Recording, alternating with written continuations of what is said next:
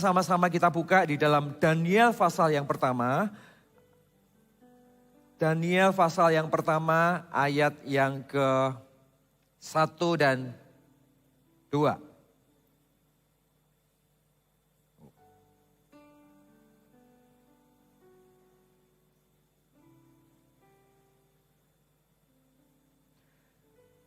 Daniel pasal yang pertama, mulai ayat yang pertama. Pada tahun yang ketiga pemerintahan Yoyakim, Raja Yehuda, datanglah Nebukadnezar, Raja Babel ke Yerusalem, lalu mengepung kota itu. Tuhan menyerahkan Yoyakim, Raja Yehuda, dan sebagian dari perkakas-perkakas di rumah Allah ke dalam tangannya. Semuanya itu dibawanya ke tanah Sinear, ke dalam rumah dewanya. Perkakas-perkakas itu dibawanya ke dalam perbendaharaan dewanya. Lalu raja bertitah kepada Aspenas, kepala istananya, untuk membawa beberapa orang Israel yang berasal dari keturunan raja dan dari kaum bangsawan, yakni orang-orang muda yang tidak ada suatu celah, yang berperawakan baik, yang memahami berbagai-bagai hikmat, pengetahuan banyak dan yang mempunyai pengertian tentang ilmu, yakni orang-orang cakap yang bekerja dalam istana raja, supaya mereka diajarkan tulisan dan bahasa orang Kasdim. Ayat yang kelima, dan raja menetapkan bagi mereka pelabur setiap hari dari santapan raja, dari anggur yang biasa diminumnya. Mereka harus dididik selama 3 tahun, dan sesudah itu mereka bekerja pada raja. Ayat yang keenam, di sanalah mereka itu ada juga beberapa orang Yehuda, yakni Daniel, Hananya, Misael, dan Asaria.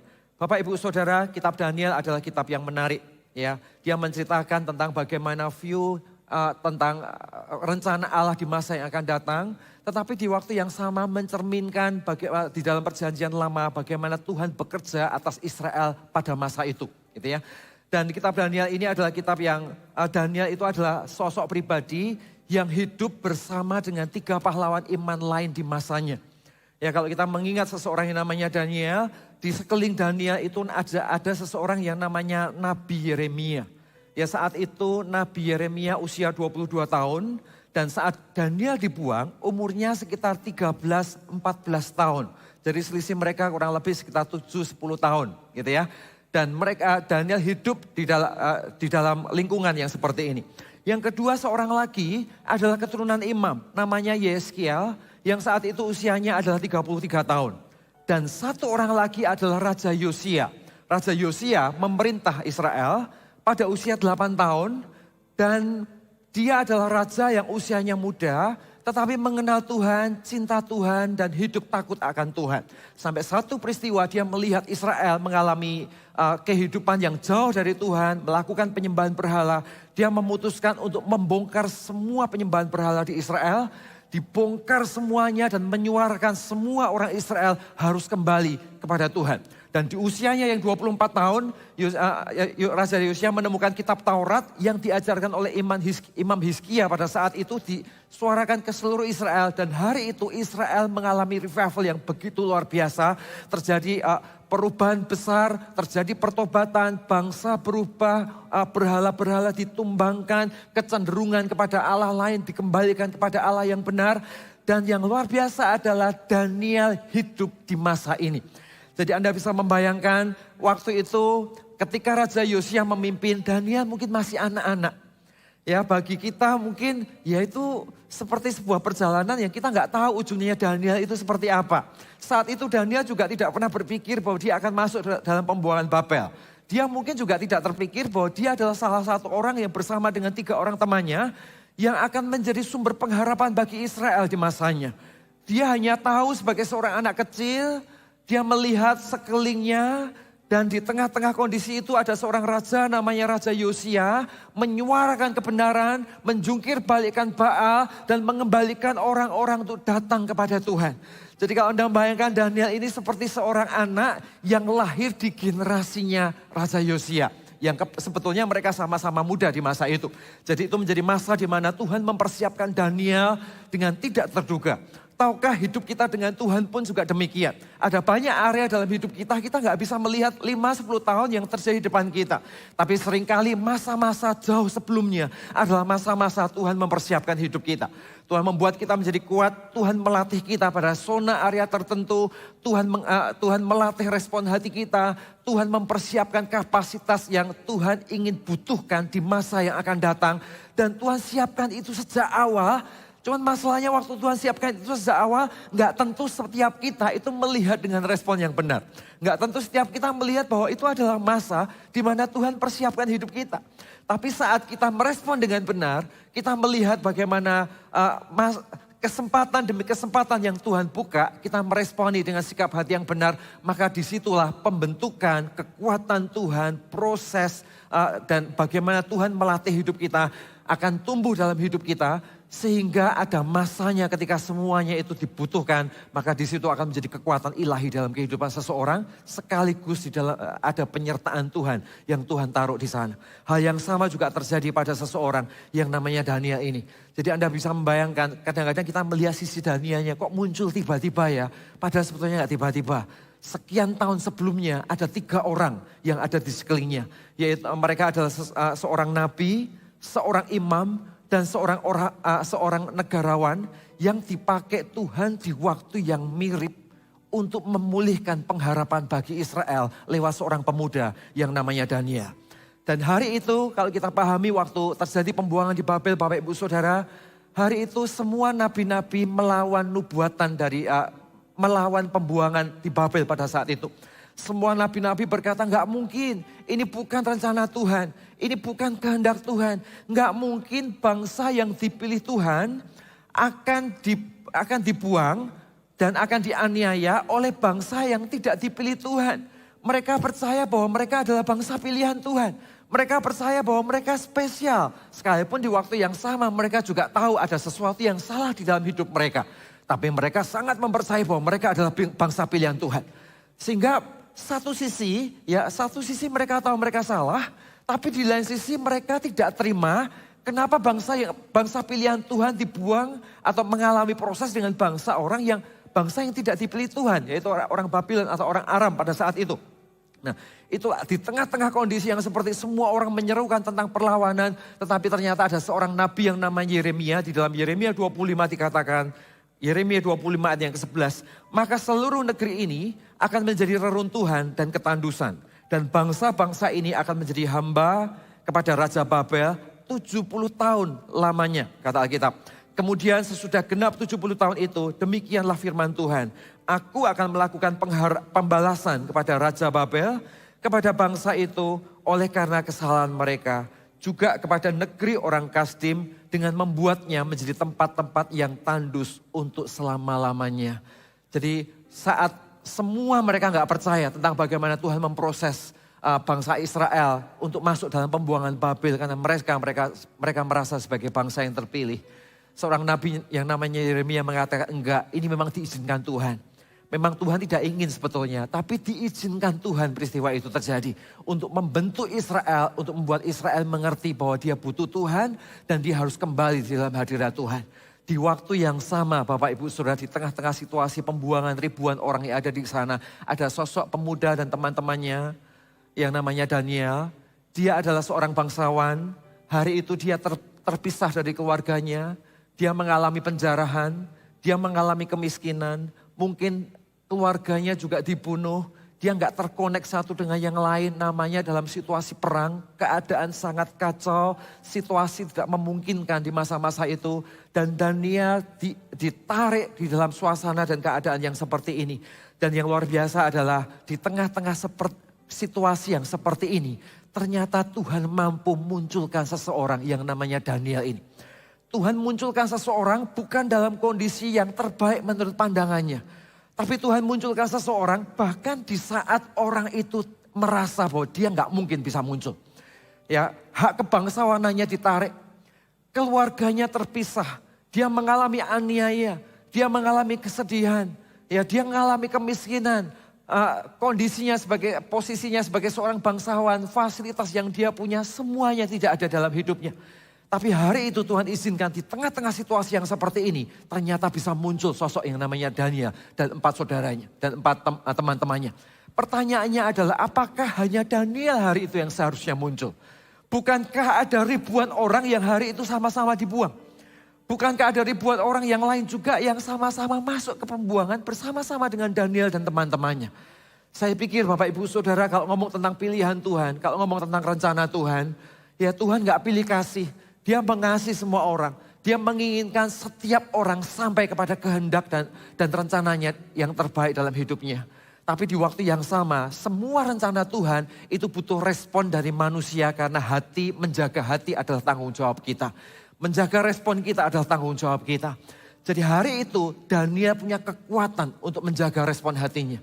Daniel punya kekuatan untuk mengatasi situasinya. Sehingga keadaan boleh sulit, situasi tidak mendukung, dia terjepit dengan berbagai macam situasi. Tetapi ternyata Tuhan pakai hidupnya dan memunculkan hidupnya untuk masa yang dia sendiri gak pernah bayangkan hari itu. Berapa banyak di antara kita seringkali kita juga bisa masuk di dalam zona yang seperti ini.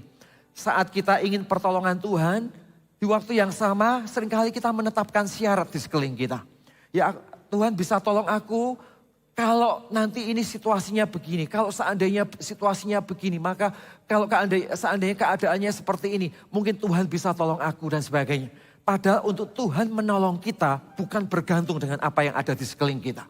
Untuk Tuhan menolong kita bukan tergantung pada apa yang kita punya atau bahkan apa yang tidak kita punya. Cukup bergantung dengan respon kita dan bagaimana posisi iman kita di hadapan Tuhan.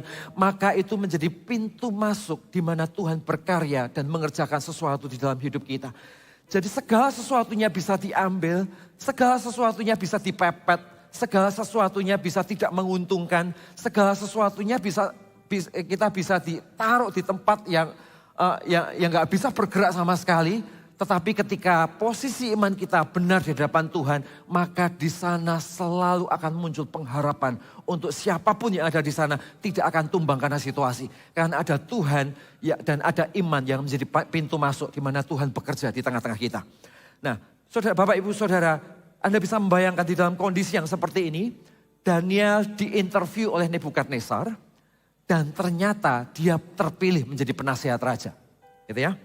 Di waktu yang sama dikatakan dia punya hikmat dan hikmatnya 10 kali lebih hebat daripada pesaing-pesaingnya. Ya, dia punya hikmat dan hikmatnya 10 kali lebih hebat. Gitu ya. Daniel memiliki kemampuan komunikasi yang baik. Dia menaklukkan hati pemimpin istana, membangun hubungan koneksi dengan orang-orang di sekelilingnya dan memiliki penyertaan Tuhan di hadapan manusia. Anda bisa lihat di Daniel 1 ayat yang ke-9. Maka Allah mengaruniakan kepada Daniel kasih sayang dari pemimpin pegawai istana itu. Tetapi berkatalah pemimpin pegawai istana itu kepada Daniel, aku takut kalau tuanku raja telah menetapkan makanan dan minumanku, berpendapat bahwa kamu kelihatan kurang sehat daripada orang-orang muda yang lain sebaya dengan kamu. Sehingga karena kamu aku dianggap bersalah oleh raja. Sederhana, dia tidak melakukan hal yang terlalu spektakuler, natural hidupnya dengan keseharian yang biasa, respon-respon natural yang dia bangun bersama dengan Tuhan. Tetapi ternyata dalam perjalanan proses yang Tuhan izinkan di hidup seorang Daniel. Dia diizinkan Tuhan untuk mengalami perkenanan Tuhan bukan hanya di ruang doanya. Tapi di hadapan manusia. Dia punya good communication dengan orang-orang yang ada di sekelilingnya. Dengan hikmat yang Tuhan taruh di dalam hidupnya. Justru dalam situasi yang seperti ini, dia memberikan pengharapan bagi umat Israel. Jadi Anda bisa membayangkan hari itu bait Allah porak-poranda. Situasi sedang dalam penjajahan. Bait Allah sedang tumbang keadaannya. Benda-benda bait Allah semuanya juga tidak ada di sana. Dan Anda tahu Taurat itu disimpan di bait Allah. Taurat adalah simbol kehadiran Allah. Sedangkan bait Allahnya nggak ada, saudara. Jadi hari itu bangsa Israel ketika dia masuk dalam pembuangan, mereka cari Tuhan, mereka menginginkan Tuhan. Dan simbol bait Allah simbol tentang Tuhan ada di bait Allah. Ternyata bait Allahnya juga tidak ada di sana, bait Allahnya tumbang. Jadi hari itu mereka mau cari Tuhan pun mereka nggak lihat Tuhan. Mereka mau cari pertolongan, simbol pertolongan pun tidak ada dan mereka tidak menemukan itu. Dan di waktu yang sama Tuhan munculkan sosok yang namanya Daniel.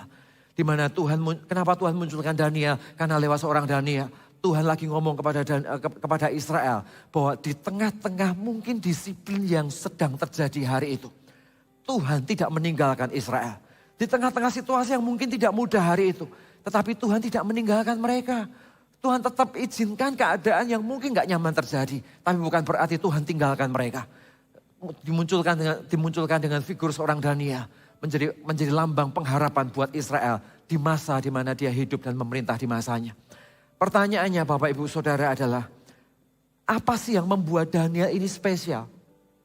Apa yang membuat Daniel ini, dia natural, dia berjalan seperti anak Tuhan ordinary biasa, tapi ada sesuatu yang extraordinary yang ada di dalam hatinya, yang tercermin di dalam setiap langkah dan keputusan-keputusan yang dia buat di dalam hidupnya.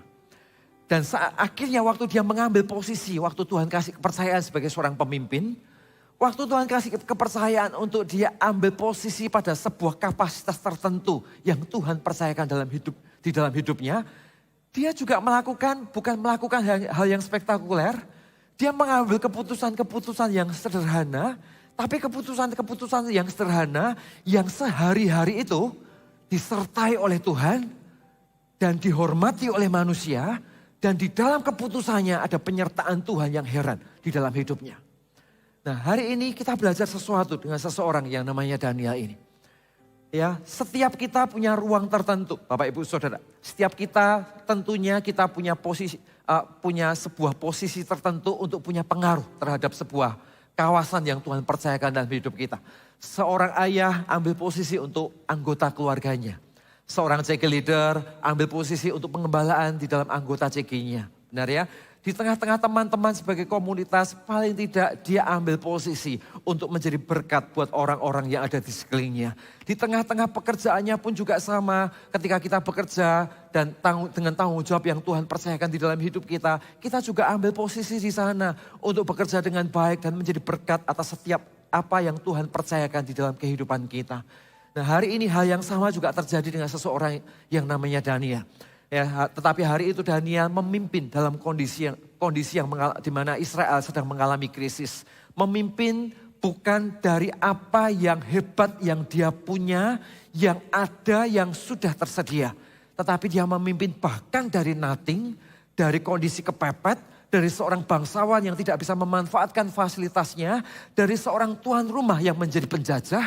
Ternyata di situ dipilih Tuhan, diangkat Tuhan untuk memimpin dan membawa pengaruh atas setiap kesempatan yang Tuhan percayakan di dalam hidupnya. Dan yang luar biasa, hal yang dilakukan sebetulnya sangat sederhana. Sesuatu yang sederhana, sehari-hari, tetapi dampaknya luar biasa di dalam keputusan-keputusan yang dia buat. Kita buka di dalam Daniel 1 ayat yang keempat. Yakni orang-orang muda yang tidak ada suatu celah, yang berperawakan baik, yang memahami berbagai-bagai hikmat, berpengetahuan banyak, yang mempunyai pengertian tentang ilmu, yakni orang-orang yang cakap untuk bekerja dalam istana raja, supaya mereka diajarkan tulisan dan bahasa orang Kasdim, kata Alkitab. Ayat yang keempat dikatakan, yakni orang-orang muda yang tidak ada suatu celah. Bapak Ibu Saudara, hari itu waktu Daniel mengambil posisi kepemimpinan, dia posisinya masih dalam usia yang sangat muda. Jadi kita tahu kedewasaan itu bukan tentang usia. Kedewasaan itu adalah kemampuan kita untuk merespon sebuah tanggung jawab. Kedewasaan bukan tentang senioritas kita. Pada sebuah ruang tertentu atau organisasi tertentu atau posisi tertentu bahkan di tengah-tengah rumah tangga. Ya, orang bisa punya posisi tertentu di tengah-tengah rumah tangganya, tapi sifatnya juga tetap seperti anak-anak. Bisa Bapak Ibu Saudara. Orang yang secara usia seharusnya sudah jauh lebih dewasa dari usia kita, tetapi ternyata keputusan-keputusannya sama seperti orang-orang yang jauh di bawah usianya. Bisa. Karena kedewasaan bukan tentang usia. Kedewasaan adalah kemampuan seseorang untuk merespon setiap tantangan dan tanggung jawab yang Tuhan izinkan terjadi dalam kehidupan seseorang. Dan waktu Daniel memulai sesuatu, dia ada di usia yang sangat muda. Usianya hari itu katakanlah sekitar 12-14 tahun. Dia memulai integritas hidup bersamaannya bersama dengan Tuhan. Dan yang luar biasa Bapak Ibu Saudara, Alkitab itu mencatat. Dia berkontribusi melayani Tuhan dan dipakai di masa itu. Sampai menjadi penasihat raja sampai tahun pertama Raja Darius. Yaitu 537 sebelum Masehi. Artinya apa? Artinya dia bekerja kurang lebih 70 tahun. Anda akan temukan banyak tokoh di Alkitab yang memulai dengan luar biasa, tapi ternyata dia tidak mengakhiri dengan finishing well. Ya, Anda temukan katakanlah seseorang yang namanya Simpson. Dia memulai dengan begitu luar biasa. Ya, tapi terakhir ternyata dia nggak penuh finishing well. Menyelesaikan dengan semuanya dengan baik hari itu. Saul memulai juga dengan pilihan Tuhan. Memulai dengan pengurapan Tuhan di dalam hidupnya. Tapi dalam prosesnya ternyata nggak panjang dan tidak menyelesaikan sampai finish. Nah, ada satu tokoh yang menarik di Alkitab yang namanya Daniel. Dia memulai dari muda, Bapak Ibu Saudara. Dari muda dia punya respon-respon kedewasaan bersama dengan Tuhan. Dan dia ternyata sampai dia terus berusia dari generasi demi generasi. Dari satu raja kepada raja yang lain sampai kepada Raja Darius. Dia tetap berkarya, dia tetap berkontribusi, dia tetap punya mimpi, dia tetap punya dampak atas setiap kepercayaan yang Tuhan berikan di dalam hidupnya. Dimulai dari muda, tapi dia mengakhiri semuanya sampai akhir, finishing well. Dia selesaikan semuanya dengan baik sampai usia tuanya. Jadi apa yang saya mau siarkan kepada Anda? Yang mau saya siarkan adalah usia kita boleh bertambah Bapak Ibu Saudara. Benar? Dan kita nggak bisa bohong, keadaan usia kita, kondisi fisik kita mungkin dari waktu ke waktu akan terus bertambah. Tapi hati kita, kontribusi kita, nilai hidup kita, keinginan kita untuk mengasihi Tuhan, cinta kasih kita kepada Tuhan, nyala api Tuhan yang pernah Tuhan bangun dalam hidup kita sejak awal kita menerima Tuhan, sampai detik ini, bahkan sampai nanti akhir hidup Tuhan memanggil kita, tidak boleh justru semakin turun, tapi justru semakin menyala-nyala. Semakin tua tapi bukan menjadi semakin lemah. Semakin tua tapi semakin menyala-nyala. Semakin tua tapi semakin strong, semakin matang di dalam hadirat Tuhan. Dan itulah yang dibangun oleh seseorang yang namanya Daniel. Dia memulai dari muda dan di dalam masa mudanya mungkin dia juga belajar hari itu. Di dalam masa di mana dia juga mungkin dia punya integritas, dia bangun hidupnya, dia dipersiapkan. Tapi mungkin dia juga belum sematang di usianya. Di usia tertentu di masa-masa pemerintahan raja-raja berikutnya. Tetapi hari itu dia memulai sesuatu yang benar. Dan bukan hanya memulai sesuatu yang benar, dia terus berjalan dari waktu ke waktu. Terus berjalan dari satu respon kepada respon yang lain. Jadi Anda bisa membayangkan Daniel berkontribusi bukan hanya di pemerintahan Raja Nebukadnezar, tapi juga sampai ke pemerintahan Raja Darius. Ya, pemerintahan orang yang berbeda. Tapi di sana dia tidak pernah berhenti berbuah-buah. Saudara, satu spirit yang sejak awal ditaruh di dalam hatinya. Ya, ketika Tuhan memanggilnya muda, dengan spirit mudanya melayani Tuhan. Dengan spirit nyala api yang melayani Tuhan. Sampai suatu hari dia menjadi tua, nyala api yang sama, spirit yang sama, kasih yang sama, hati yang sama. Terus menyala dalam hidupnya sampai hari tuanya. Orang-orang begini tidak akan pernah berhenti untuk berbuah. Dia semakin tua, fisik mungkin bisa semakin menurun. Tapi buahnya akan semakin lebat dan semakin menyala-nyala di dalam Tuhan. Katakan amin. Ya, salah satu kuncinya apa? Salah satu kuncinya adalah karena dia memelihara visi yang Tuhan taruh dalam hidupnya. Dia tahu untuk apa dia hidup di masanya. Dia tahu bagaimana Tuhan memanggil. Bagaimana kenapa dia hidup di masa itu. Dan bagaimana dia memperlakukan Tuhan di masa di mana Tuhan memanggilnya. Salah satu kekuatan daripada Daniel dan kawan-kawannya ini kan satu sebetulnya. Yaitu iman walaupun. Betul ya, Anda sering mendengar kalimat ini. Iman walaupun. Daniel dan kawan-kawannya. Jadi dia mengikut Tuhan bukan karena apa yang dia dapat atau situasi yang menguntungkan yang dia bisa tertangkap dari situasi itu untuk mengikut Tuhan. Tetapi dia mengikut Tuhan karena sesuatu yang benar, yang dia pilih, yang dia hidupi dengan semua resiko proses yang Tuhan izinkan untuk terjadi di sana. Sehingga hidupnya dengan Tuhan bukan bergantung tentang apa yang terjadi yang ada di luar sekelilingnya. Tetapi sebagai keputusan pribadinya dengan Tuhan. Dan bagaimana dia memposisikan hidupnya ketika kesempatan untuk hidup diberikan di dalam hidupnya. Lawannya iman walaupun itu apa sih? Lawannya iman walaupun adalah iman hanya jika. Gitu ya. Jadi dia akan, ya saya nanti akan ikut Tuhan. Nanti kalau saya sudah punya waktu. Saya nanti akan lebih melayani Tuhan. Nanti kalau anak saya sudah begini, saya akan lebih lakukan ini kalau saudara saya sudah begini. Saya akan ikut Tuhan sungguh-sungguh, saya akan ke gereja nanti kalau kanker saya sudah disembuhkan. Dan sebagainya. Dan saat semuanya itu katakanlah seandainya sudah diberikan pun, kita akan selalu punya sederetan alasan yang lain. Untuk berkata aku masih punya ini, punya itu. Untuk aku ikut Tuhan, untuk aku melayani Tuhan. Untuk aku melakukan sesuatu bersama dengan Tuhan. Karena pada dasarnya bukan tentang alasan atau keadaan di sekeliling kita. Karena pada dasarnya adalah kita sendiri sudah punya kotak standar. Aku akan ikut Tuhan, dengan Tuhan harus punya parameter A, B, C di dalam hidupku.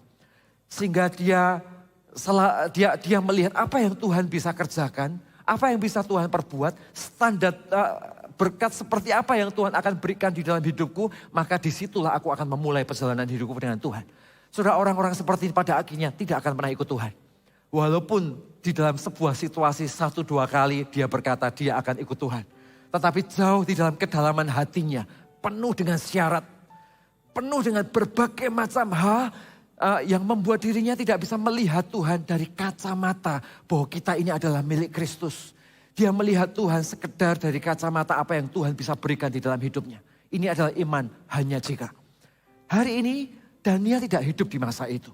Waktu dia muda, dalam kondisi terdesak, hak-haknya semua diambil, dia terdesak, dia dalam kondisi hidup sebagai seorang penjajah, dia tetap berkata, tetap Tuhan adalah Allahku.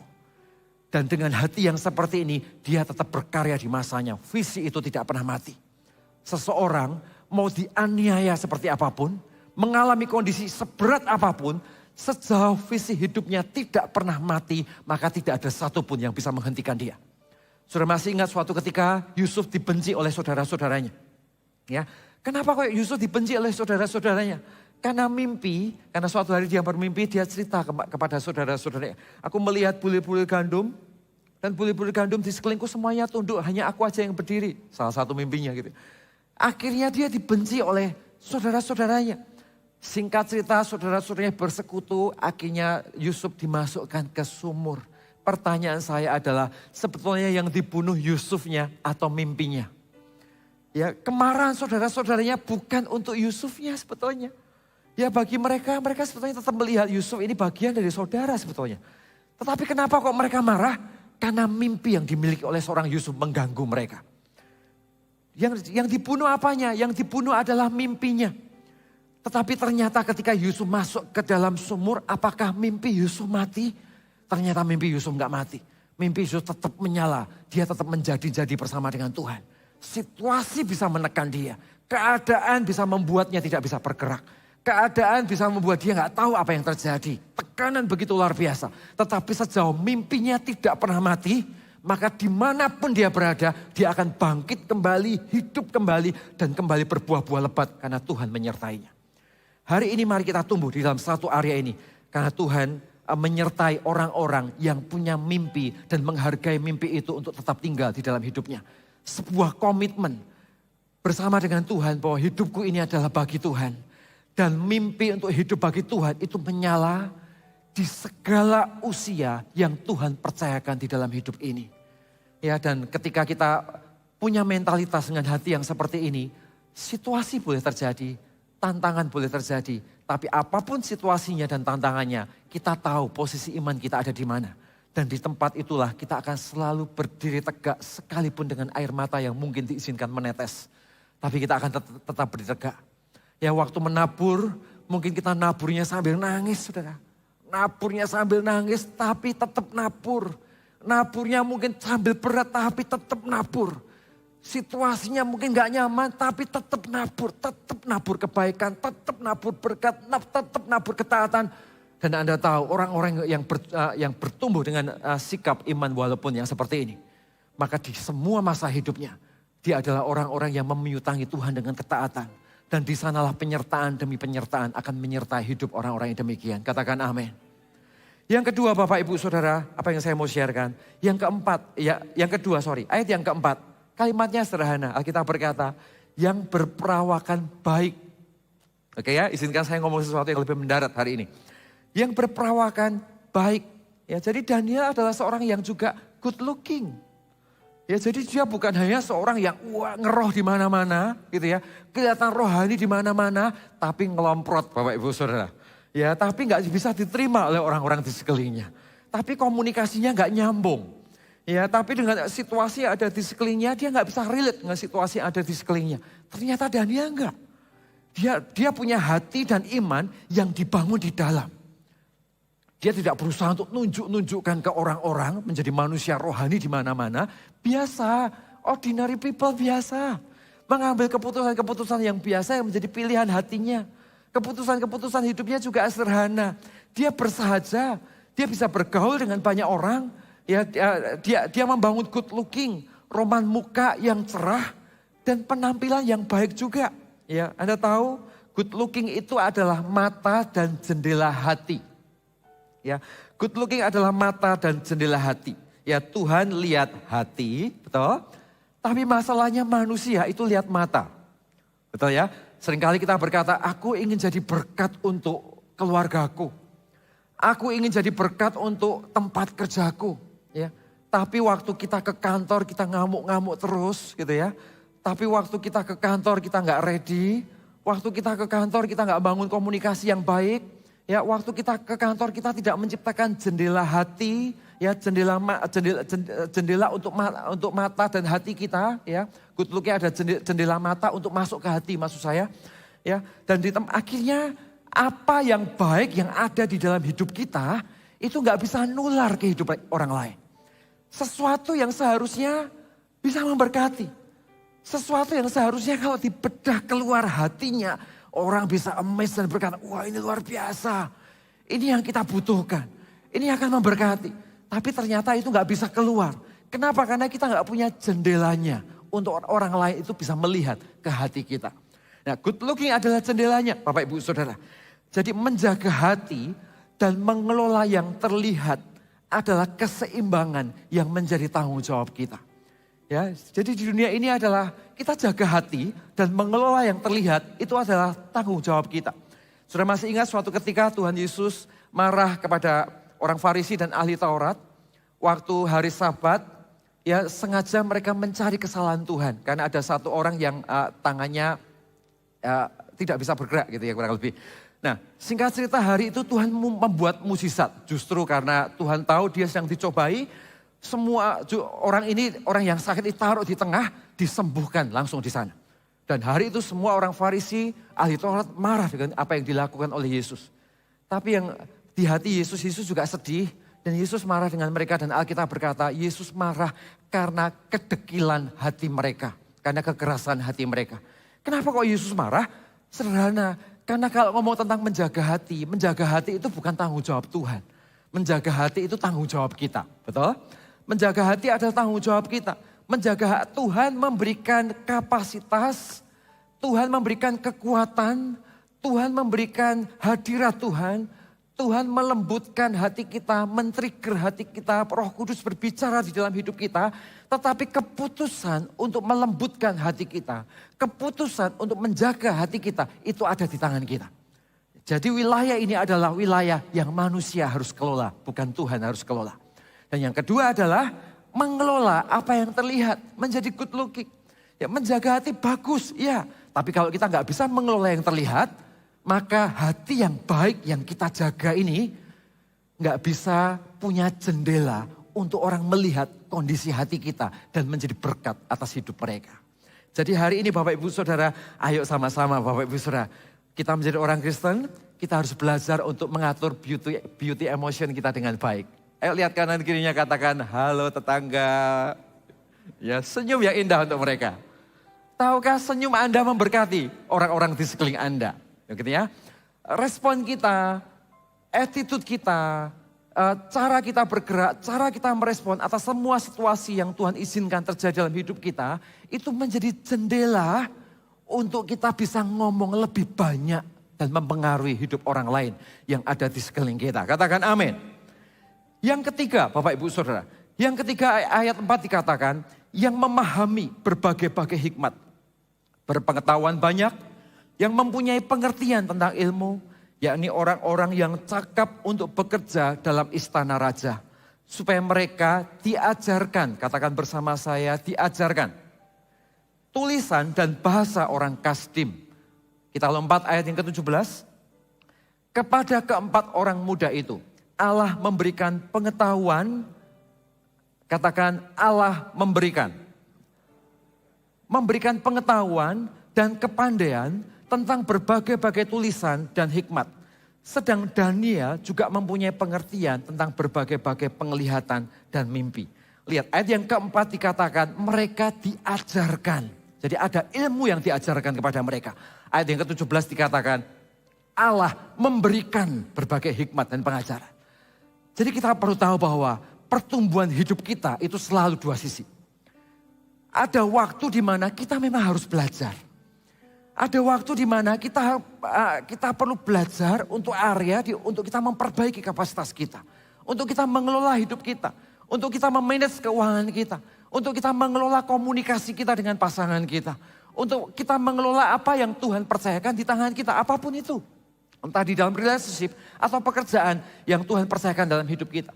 Tapi di waktu yang sama, tahukah langkah ketaatan kita, respon hati kita, kondisi iman kita juga membuat Tuhan mengaruniakan hikmat dan pengajaran itu di dalam kehidupan kita.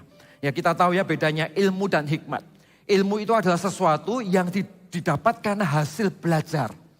Ya jadi karena kita sekolah, kita benar-benar eksak gitu ya. Kita sekolah, kita belajar sesuatu. Kita belajar ilmu pengetahuan yang memang itu adalah ilmu pengetahuan yang kita pelajari. Ya bukan berarti itu gak berguna, tetap itu akan berguna, itu menciptakan sebuah konsep di dalam hidup kita. Dan itu melatih kita tahu tentang banyak hal. Tapi dengan kita tahu saja tentang ilmu pengetahuan, ternyata tidak membuat kita diberkati. Dengan kita tahu tentang banyak ilmu pengetahuan yang kita punya, tidak menjamin bahwa ternyata hidup kita disertai Tuhan. Ternyata tidak, sekalipun ilmu kita tinggi. Sekalipun pendidikan kita tinggi sekali, nggak tentu Tuhan sertai kita. Tapi bukan berarti kita nggak perlu belajar. Kita tetap harus belajar.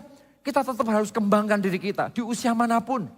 Ya, ada orang-orang yang hari ini sedang sekolah formal, di sekolah kita, di formal kita. Tapi ada orang-orang yang mungkin bukan lagi sekolah formal, tapi Anda terus akan sekolah ilmu-ilmu baru tentang banyak area yang harus Anda pilih di dalam pekerjaan, relationship, atau banyak area di dalam kehidupan kita. Apalagi di masa disruption seperti ini, ada banyak perubahan yang terjadi dalam bisnis kita, pola pikir orang, cara pandang orang, marketing system, dan semua yang ada di sekitar kita, semuanya mengalami perubahan. Ya bahkan aplikasi-aplikasi aja ada banyak hal yang kita semua nggak ngerti hari ini. Tiba-tiba anak-anak remaja semuanya sudah muncul dengan aplikasi-aplikasi yang baru yang ada di sekeliling kita. Nggak mungkin kita nggak berhenti belajar. Ya kita tetap harus belajar sampai kapanpun. Tapi di waktu yang sama selain kita belajar, ternyata di sana ada kasih karunia dan hikmat Tuhan yang menyertai hidup kita. Inilah yang membuat kita tetap belajar, tapi bersama dengan kita tetap belajar, kita bisa diberkati dengan penyertaan Tuhan di dalam hidup kita. Hikmat itu apa sih? Hikmat itu seperti Sophia bahasa aslinya. Sophia itu pengertian atas sebuah situasi akibat relationship kita dengan Tuhan. Ya. Jadi pengertian Tuhan atas sebuah situasi, pengertian atas sebuah situasi yang dilihat dari sudut pandang Tuhan. Itu hikmat. Dan itu nggak ditemukan di sekolah. Orang bisa punya banyak pelajaran macam-macam, ternyata waktu melangkah pelajarannya nggak ketemu semua itu semester 1 sampai semester 7 nggak keluar semua di situ, gitu kan? Ternyata kita butuh hikmat. Dan hikmat itu adalah karunia Tuhan yang Tuhan taruh dalam hidup kita untuk membaca sebuah situasi bukan hanya dari kacamata ilmu kita, tapi dari kacamata sudut pandang kerajaan Tuhan. Dan inilah yang membuat perkenanan Tuhan itu ada dalam hidup kita. Kita kaya dengan ilmu, tetapi kita membangun hubungan dengan Roh Kudus. Sehingga ilmu itu dipakai menjadi hikmat-hikmat yang mencuat ke permukaan saat situasi-situasi dari sudut pandang Tuhan dibutuhkan di sana. Nah, hari ini dua area ini harus tumbuh dengan sengaja. Suatu hari saya pernah pergi ke mall gitu ya. Pergi ke mall dan kami akan nonton, waktunya mepet sekali. Ya mepet sekali, kita nyari parkiran, mallnya penuh banget. Saudara. Kita nyari parkiran, masuk pelan-pelan, nemu satu parkiran yang orangnya mau keluar. Kita tungguin di situ. Kita tungguin parkirannya sudah mau keluar. Oke, kita tungguin ya parkir di situ ya. Kita siap-siap mau masuk begini, orangnya keluar, kita mau masuk. Tiba-tiba ada mobil lain, seret, masuk seret. Parkir di sana, petugas parkirnya sudah prit, tapi dia masuk nyelonong, jebret, masuk ke dalam. Wih, Anda tahu ini langsung mendidih, sudah seret gitu. Terus anak saya langsung, "Dad, gimana ini kita terlambat gini." Wah, langsung emosi sudah. Terus saya ini sudah pencet itu kacanya, saya sudah turunkan begitu, saya turunkan begitu. Sudah di sini agak gak enak gitu ya. Tapi tiba-tiba di hati saya mengatakan, enggak, sudahlah. Daripada ribut cari aja yang lain, pasti nemu kok gitu ya. Akhirnya saya sudah. Ini kalau diterusin ribut ini, saya tutup kacanya, saya maju terus sudah. Saya maju terus, setelah saya maju sekian muter sekali, kita dapat pas di pintu depan mall sudah. Pas di pintu depan mall, anak saya, "Hore!" gitu ya. Ternyata kita gak telat gitu kan. Nah saudara, itu hikmat, sesuatu yang sederhana bukan? Tapi tahukah Tuhan itu menolong kita lewat hal-hal yang tidak terduga yang ada di sekeliling kita. Berapa waktu yang lalu ada seorang jemaat kami yang tiba-tiba lagi ibadah di hari Minggu, dikabarin dari kota lain bahwa anaknya kecelakaan. Terus kemudian di bagian punggung belakangnya ini bukan patah, remuk saudara. Jadi harus diganti mangkokannya yang di belakang ini. Dan itu sangat mendadak sekali. Rumah sakit mengatakan ini harus dikeluarkan biaya dulu kurang lebih sekian ratus juta. Dan dia posisinya ada di Manado. Ya, seorang yang sudah berusia di atas 50 tahun lebih gitu ya. Dia mikir, aduh apa yang harus dilakukan. Dia telepon saya dan nangis, "Pak Thomas, apa yang harus saya lakukan? Saya bingung." Dia tanya di sana, tanya di sini, tanya di sana. Nggak ada jawaban sama sekali. Sampai satu ketika mereka berdua, duduk berdua, sudah gak apa-apa, tenang. Situasi seperti ini pasti Tuhan take control. Tuhan pernah tolong kita waktu peristiwa sebelumnya. Hari ini, hari yang sama pasti Tuhan tolong kita. Mereka memutuskan untuk tenang, saudara. Mereka memutuskan untuk tenang, mereka mau jual rumahnya sudah dipotong hampir 40% gitu ya. Sudah dijual-jual, nggak ada yang laku, nggak laku juga. Ya, padahal sebelumnya rumah itu sudah ditawar nggak dikasih. Tapi waktu itu akan dijual, ternyata nggak laku-laku, situasinya nggak sesuai dengan keadaan. Singkat cerita dia ngomong, "Kenapa kok nggak terjadi?" Ya sudahlah, mereka berdoa, mereka minta pertolongan Tuhan, nggak laku juga saudara. Tetap nggak laku. Sudah tahu apa yang terjadi? Singkat cerita sesudah sekian hari kemudian, tiba-tiba ditelepon oleh anaknya, yang anaknya kebetulan tinggal di Surabaya, yang pernah sekolah dokter di China. Dia telepon ke dokternya yang ada di China. Dia ngomong gini, dia cerita tentang kokonya yang lagi jatuh dan kecelakaan gitu ya. Akhirnya dokter dari China mengatakan, "Oke, malam hari ini juga aku akan terbang ke Jakarta." Gitu ya. Akhirnya dokter ini terbang ke Jakarta, semua biaya di-free-kan semuanya. Bapak Ibu Saudara. Ya, semua biaya di-free-kan semuanya. Dan si ibu ini bersuka cita, dia bersyukur sekali. Setelah ketemu dengan dokternya, dia nanya, "Kenapa kok kamu kasih free?" "Iya, karena anakmu itu waktu COVID, semua dokter-dokter di China gak mau turun. Tapi anakmu ini, dia memutuskan untuk melayani, dia turun, dia jemput orang dan melayani sama-sama. Jadi ketika lihat dia kesusahan, aku punya tanggung jawab untuk terbang ke Indonesia untuk menolong dia." Ya, Anda bisa tahu, ternyata di balik deadlocknya situasi itu, dan ibu ini memutuskan untuk tenang, dia memutuskan untuk berdoa, sudah tenang dulu, Tuhan pasti tolong. Ternyata sesuatu yang kita pikir tidak ada pertolongan. Ternyata di dalam hikmat Tuhan dan di dalam ketenangannya di dalam Roh Kudus, ternyata end Tuhan tolong sesuatu yang dia gak pernah pikirkan. Saudara, disitulah kolaborasi antara hikmat dan ilmu kita. Ilmu tetap harus kita belajar. Kita perlu nalar atas segala sesuatu yang ada di sekeliling kita. Tetapi di balik ilmu harus ada hikmat yang tumbuh di dalam hati kita. Dan di dunia ini tak seorang pun bisa menumbuhkan hikmat kecuali dia membangun hidupnya dengan kedekatan dengan pribadi Roh Kudus. Dia belajar mengenal Tuhan.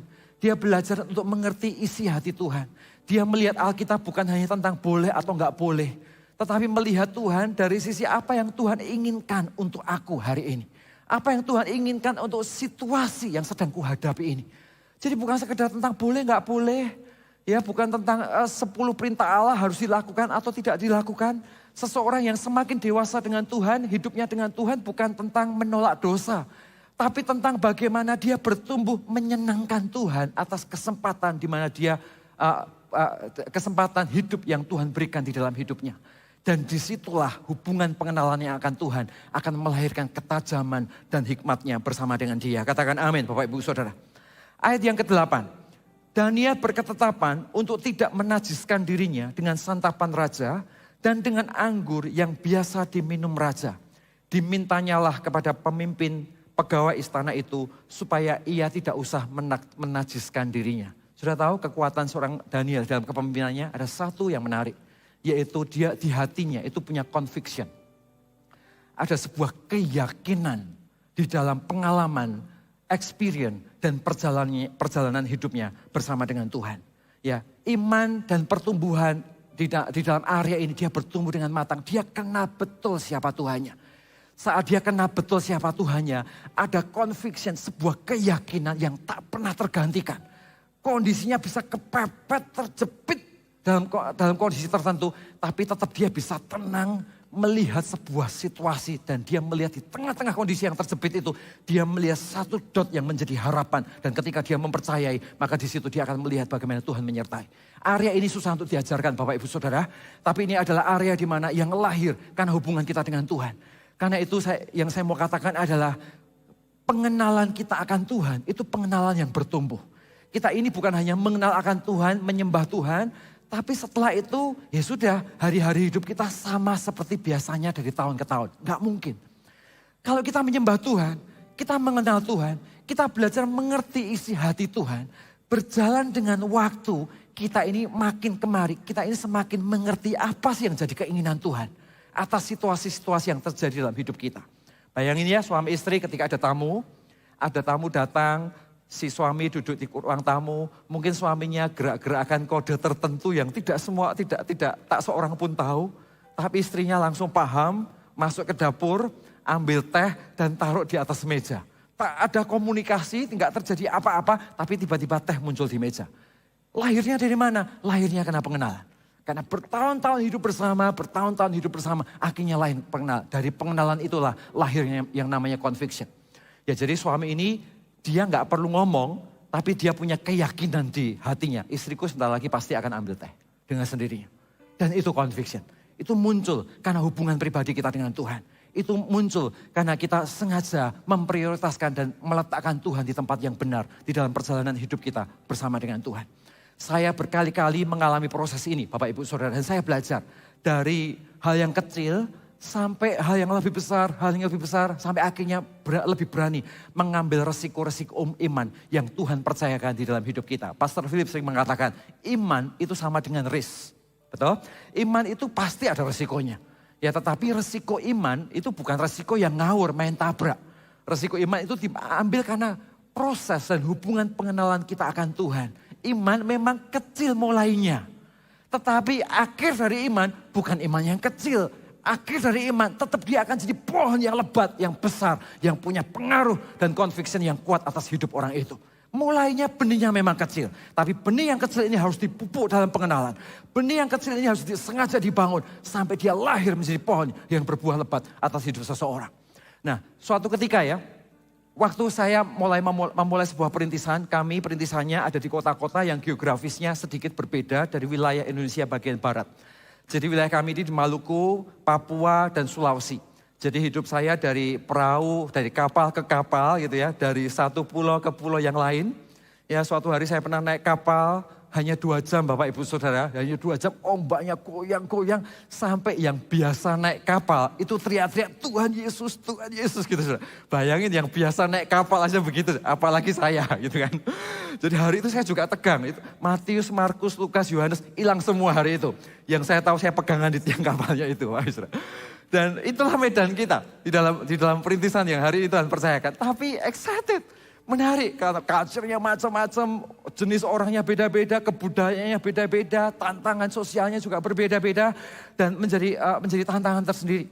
Ya sampai suatu ketika saya masuk di dalam sebuah kota, saya ngelihat orang masuk ke sebuah kota, kok nggak bisa, kok kotanya begini, kotanya begitu, kayaknya susah, pemimpinnya belum siap, bla bla dan sebagainya. Kemudian sampai sometimes suatu hari kita meeting, kita lihat kok galau ya, ini antara ya dan tidak, ini mau dirintis atau tidak. Akhirnya ya udahlah kita berangkat aja gitu ya. Waktu saya berangkat masuk ke kota itu, hari pertama masih belum nangkep sesuatu, saya lebih banyak berdoa di kamar hotel, ketemu dengan orang-orang yang kami kenal gitu ya. Kemudian biasa kalau saya di luar kota, di kota yang baru, saya breakfast lebih pagi. Dan saya mencoba untuk mencari siapapun di sekeliling saya yang bisa saya ajak kenalan. Itu yang saya kerjakan ketika kita ada di ladang perintisan gitu ya. Kemudian kita kenalan banyak orang di situ, akhirnya ketemu dengan beberapa orang, koneksi, dan selalu ujungnya adalah saya memperkenalkan, kami dari Gereja Mawar Syaron, sekaligus kami ini tim follow up dari STB, bahasa saya menggunakan gitu, karena STB di mana-mana masif Bapak Ibu Saudara. Jadi kalau ke kota-kota memperkenalkan diri sebagai STB, semua orang tahu tentang STB ini. Walaupun nggak semua mereka kadang-kadang tahu tentang Gereja Mawar Syaron gitu ya. Jadi akhirnya kita kenalan, ngomong-ngomong semuanya. Saudara, di tengah-tengah pembicaraan, hari ketiga kita meeting sama-sama, doa bareng, bagi visi. Tiba-tiba di hati saya muncul sebuah conviction, enggak, ini bisa. Memang uangnya belum ada, tempatnya belum ada, pemimpinnya juga belum ada, kotanya juga saya masih belum kuasai. Tapi di hati kecil saya, tiba-tiba ada detak jantung yang berkata, enggak, ini bisa dirintis. Yakin ini bisa, gitu ya. Singkat cerita, mulai membangun sesuatu di sana, pulang saya siapin, mentok lagi area ini kok nggak bisa ya. Enggak, ini pasti ada jalan. Karena ada conviction yang Tuhan taruh bahwa ini pasti akan jadi. Jadi saat itu terjadi, yang ada di pikiran kita bukan apakah ini akan berhasil atau tidak berhasil. Yang ada di pikiran kita adalah ini pasti jadi, pasti berhasil, hanya pintunya kita ini belum melihatnya. Sehingga yang kita kumpulkan tim, ayo kita doa bareng-bareng ya, area ini belum ketemu jalan keluar. Kita doa bareng, nyembah Tuhan, sekian hari masih gak ketemu. Sampai satu titik tertentu terjadi miracle lah, terjadi ide yang gak pernah terduga lah, terjadi hal-hal yang sebetulnya solusi-solusi kecil yang gak terpikirkan hari itu. Dan breakthrough satu kota, breakthrough satu kota lagi, breakthrough satu kota lagi. Kasih tepuk tangan Tuhan kita. Bapak Ibu Saudara, conviction. Waktu kita melangkah dengan Tuhan, kita nggak semua hal kita betul-betul yakin. Waktu kita melakukan sesuatu, nggak semua hal kita 100% yakin, memang saya tahu.